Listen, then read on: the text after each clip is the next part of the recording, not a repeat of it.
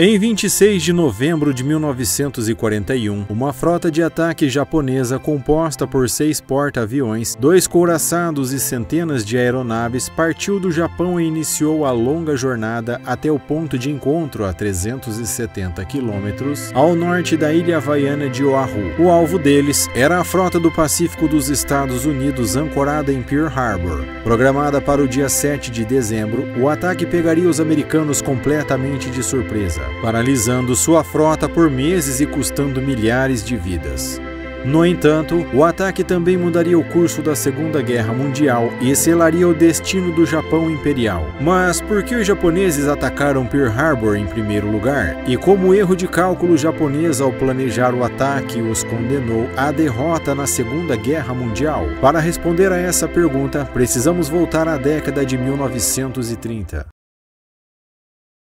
O Japão passou grande parte do início do século XX modernizando sua economia e suas forças armadas. Basicamente, eles queriam construir um império semelhante ao da Grã-Bretanha e dos Estados Unidos, de onde poderiam extrair recursos naturais, explorar mão de obra, estabelecer novas rotas comerciais e se tornar uma das grandes potências mundiais. Mas, embora o Japão tivesse grandes ambições, havia um enorme problema. O território japonês não possuía os recursos naturais necessários para construir esse império. O Japão precisava de mais carvão, ferro e principalmente petróleo para tornar suas ambições uma realidade. Em 1931, o Japão deu seu primeiro grande passo rumo à construção de um império, invadindo a província chinesa da Manchúria. A Manchúria possuía muitos dos recursos de que o Japão precisava e proporcionou-lhes uma base mais sólida no continente asiático para avanços futuros.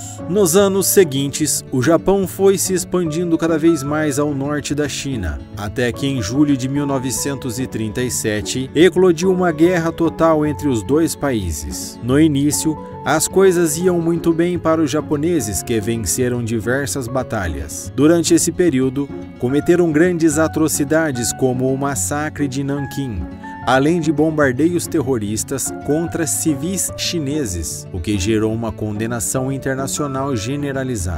No entanto, em 1939 a guerra estagnou.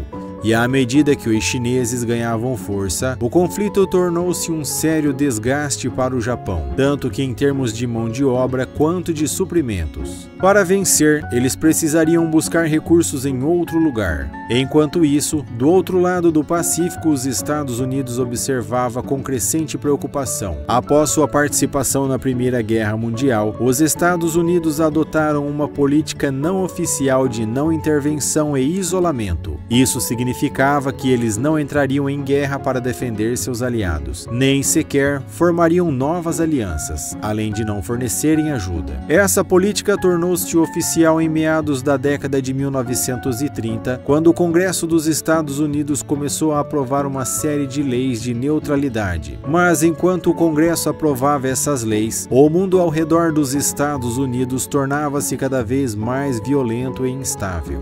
Assim, embora os Estados Unidos tenham iniciado a década de 1930 como um bastião do isolacionismo, o início da guerra na Europa e as atrocidades japonesas na China trouxeram uma mudança gradual na opinião pública em direção ao intervencionismo. Isso permitiu que o presidente dos Estados Unidos, Franklin Roosevelt, assinasse uma nova lei de neutralidade em 1939, que permitia aos Estados Unidos fornecer armas à Grã-Bretanha e a França desde que estas pegassem e retirassem os equipamentos em seus próprios navios. Posteriormente, essa medida seria seguida pela muito mais abrangente Lei de Empréstimo e Arrendamento em 1941, que incluía a China e a União Soviética e não exigia pagamento em troca. Embora os Estados Unidos ainda fossem tecnicamente neutros, estava muito claro de que lado estavam, e isso representava um grande problema para o Japão.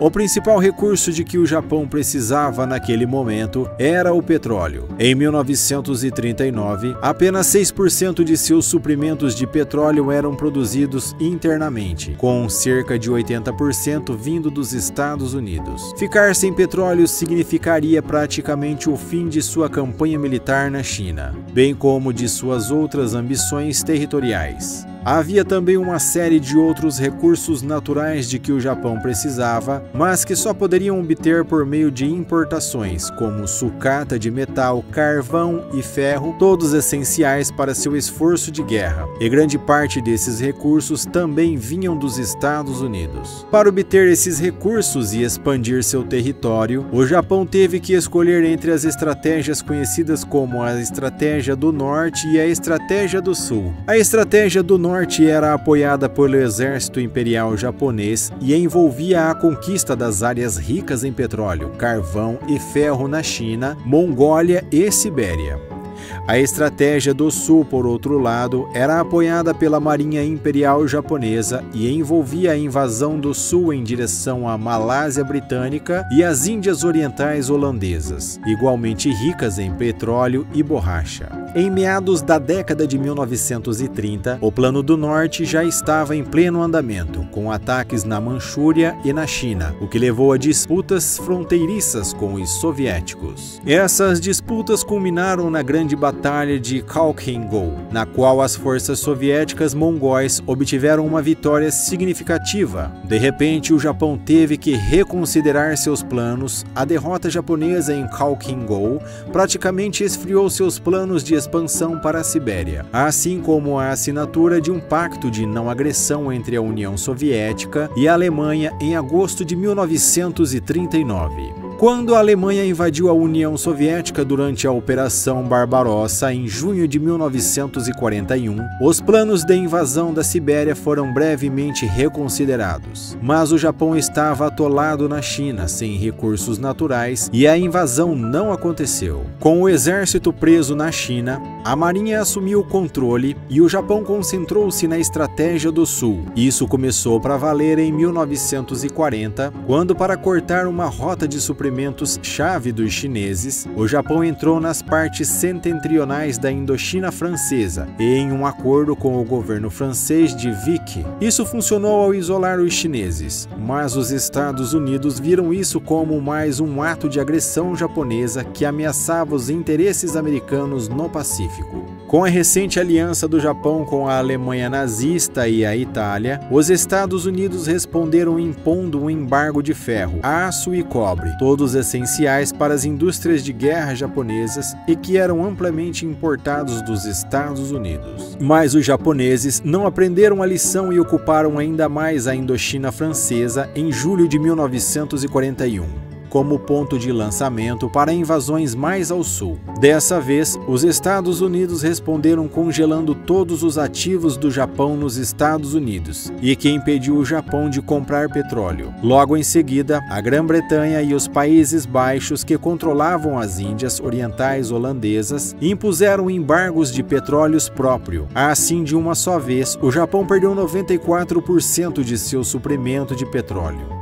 O Japão estava em crise. Eles tentaram primeiramente negociar com os Estados Unidos, que exigiram sua retirada imediata da China e do Pacto Tripartite. Mas, para o Japão aceitar essas exigências, seria equivalente a uma derrota completa. Relutante em abandonar suas ambições imperiais, o Japão sentiu que sua única opção era tomar os recursos naturais de que precisava pela força.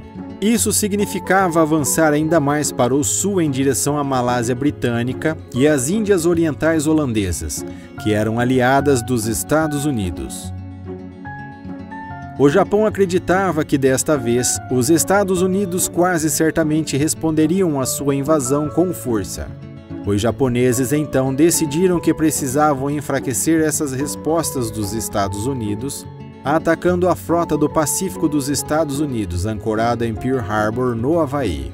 Ao atacar Pearl Harbor, o Japão acreditava que poderia incapacitar seriamente a frota americana e ganhar tempo no Pacífico e no sudeste da Ásia.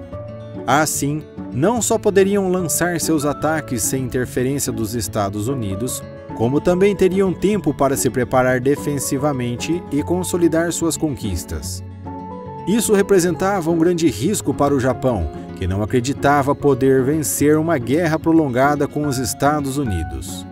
Sua estratégia dependia de uma guerra curta. Eles acreditavam que os Estados Unidos provavelmente não teriam disposição para lutar uma guerra cara contra um inimigo entrincheirado a milhares de quilômetros de distância no Pacífico e, em vez disso, negociariam a paz, permitindo ao Japão manter alguns ou todos os seus territórios conquistados. Em 7 de dezembro de 1941, esses planos foram finalmente postos em prática. Às 7h55, a primeira onda de ataque, composta por 183 aeronaves, apareceu nos céus sobre Pearl Harbor, pegando os americanos completamente de surpresa. A onda foi dividida em 3 grupos. Os 2 primeiros grupos, formados por bombardeiros de mergulho e caças, atacaram os hangares e as aeronaves estacionadas na base aérea da ilha. As aeronaves americanas foram dizimadas antes que pudessem ser postas em ação. As ondas também atacaram os couraçados Oklahoma e Utah. O terceiro grupo, composto por torpedeiros, atacou os navios ancorados ao longo da ilha Ford. Na segunda onda de ataque, composta por 167 aeronaves, o principal alvo foram os próprios couraçados.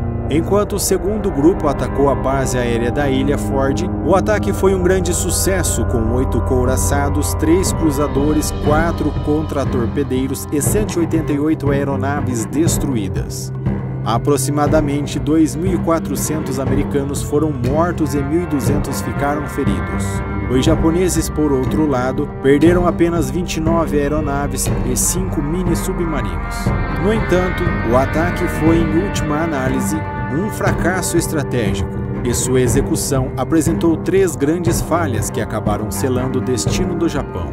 Primeiro, o ataque não destruiu os depósitos de combustíveis e as instalações de reparo em Pearl Harbor. Sem combustível e reparos, a frota do Pacífico dos Estados Unidos teria que recuar até a costa oeste dos Estados Unidos, o que teria sido um grande revés para os americanos e dado aos japoneses tempo suficiente para consolidar suas posições. Segundo, os 3 porta-aviões da frota do Pacífico dos Estados Unidos não estavam em Pearl Harbor e, portanto, não foram atingidos. Em vez disso, estavam navegando no Pacífico em missões de treinamento. Os porta-aviões rapidamente se tornariam os navios mais importantes da frota, pois suas aeronaves desempenhariam um papel crucial em muitas das batalhas subsequentes no Pacífico.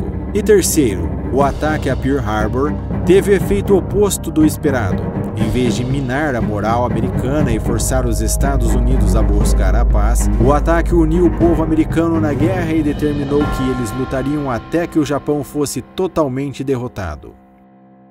No início, as coisas foram muito bem para os japoneses. Nas semanas seguintes, os japoneses realizaram uma série de operações militares rápidas que lhes deram o controle da Malásia, das Índias Orientais Holandesas, da Birmânia, da Tailândia, de Guam e das Filipinas. No início de 1942, eles haviam construído um império japonês no Pacífico, mas em apenas 6 meses após Pearl Harbor, a sorte do Japão começou a mudar. A Guerra do Pacífico terminou oficialmente em 2 de setembro de 1945, quando o Japão se rendeu incondicionalmente após os bombardeios atômicos de Hiroshima e Nagasaki e a entrada da União Soviética na guerra. Assim, o ataque a Pearl Harbor, projetado para garantir a sobrevivência e o sucesso do Império Japonês, acabou levando à sua destruição total.